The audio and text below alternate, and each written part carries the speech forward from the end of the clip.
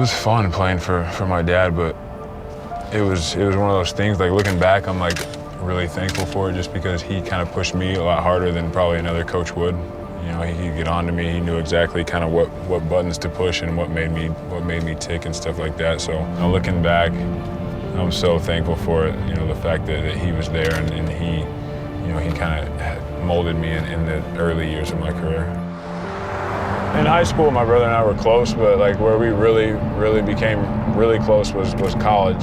We spent so much time together, being older and a little bit more mature and kind of understanding that relationship and how special that opportunity was for us to both be able to play on the same team. That's really where we kind of grew that bond, I guess.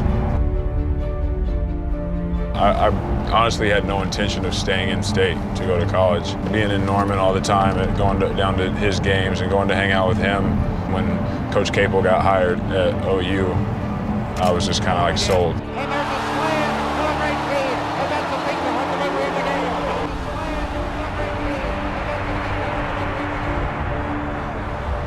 That year, when I was hurt, it was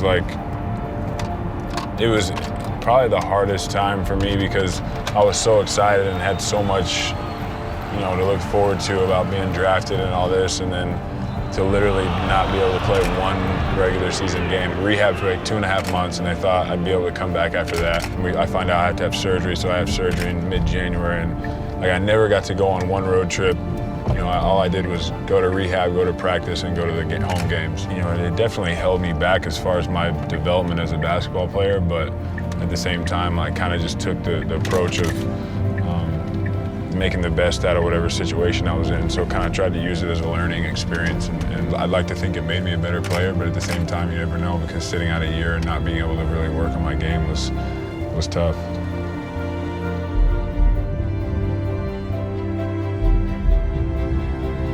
When I was sitting there on the bench for all those home games, and that was the toughest part, was watching the games. It definitely makes you realize that you can't take this for granted, because like one quick movement and like it can all be taken away from you. Not being able to play for a year was like one of the hardest things I've ever had to do, just because that's all I knew and that's all I did. You know, I never was hurt for an extended period of time like that. Having all the excitement and like anticipation of finally making it to the NBA and kind of having to sit back and wait a year was unreal. So yeah, now it gives me a greater appreciation. You know, I heard all the things when I first got hurt.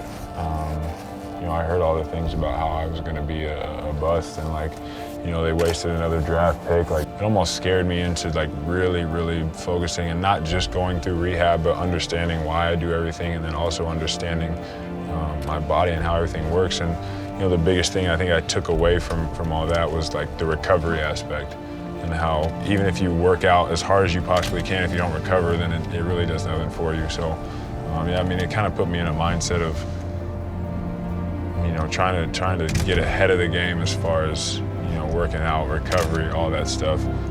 It's definitely going to hopefully preserve our careers and, you know, help us be able to play longer.